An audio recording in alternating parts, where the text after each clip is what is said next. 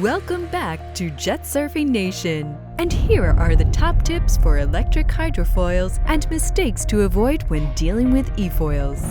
We use Fliteboard as example, but this can also be applied to Liftfoil and any other efoil brand. Tip number 1. Getting to the water. Well, the truth is, electric hydrofoils are extremely bulky, heavy, and cumbersome products that require a lot of effort getting them to the water, especially if you plan to surf alone. I advise to take a battery out and carry it separately in a big backpack, as the battery itself is almost as heavy as the board. There are 2 ways to carry your efoil. You can do it either on the back or by your side by holding it by the foil. I don't advise to unscrew the foil too often, as the sand can eventually get inside and ruin your screws. The foil itself is extremely sharp, especially the back part of the mast and the wings. So we advise you to use the protective gloves as well as full gear such as helmet, booties, and full-body wetsuit, especially when learning. Start by learning in a lake. Entering the water in the ocean with the breaking waves is a true challenge. Remember, you must be at least 1.5 meter or chest deep before you can pull the foil in the water. So start by entering the foil on the side or even upside down. The board is waterproof enough to survive that. Be very careful when fighting the breaking waves and whitewash. Make sure not to lose the board and never put it in front of yourself. Mind your legs and keep them as far as possible from the sharp wings. Make sure there are no swimmers or surfers around you that can get hurt if you lose control of your board. This can be a real challenge, so pick the days with least swell or find the location where the ocean is protected from the waves by the rocks or islands. It's also good to get back in shape and train your back. This will help a lot.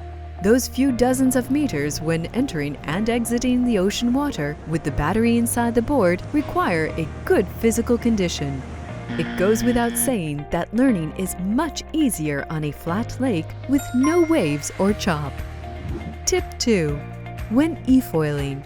Start learning by using it as a bodyboard and enjoy the feeling of acceleration and balance. Play around with the trigger to feel the power and different speeds. Then you can start foiling on your knees or legs.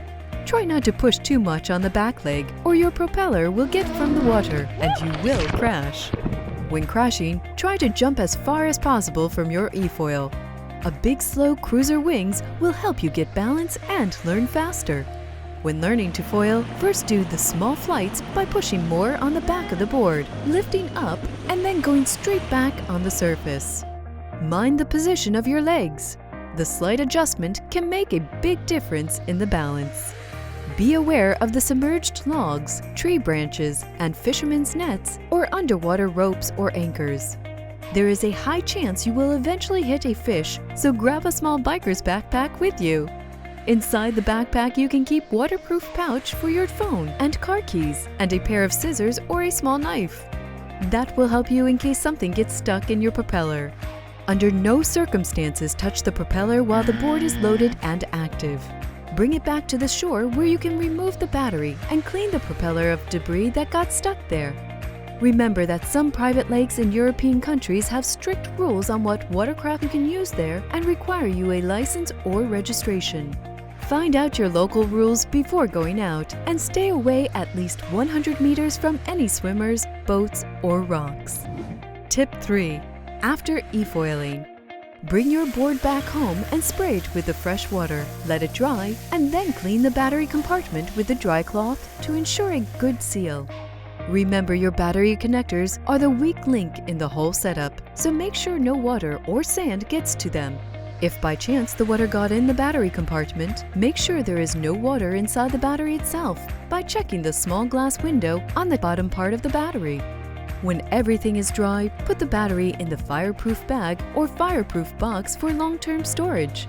There were no cases of fire so far, but it's better to be safe than sorry. The battery contains a lot of energy. Don't store the battery fully charged or fully drained long-term. Make sure you give some rest to the battery after each use before the next cycle of charging. And always charge right before using it so you don't store the fully charged battery for a long time. That's it! And most important, have fun! Enjoy this amazing next-generation sport, and yeah, get a drone to film your memories. Thank you for watching, and don't forget to subscribe and share with your friends. Bye!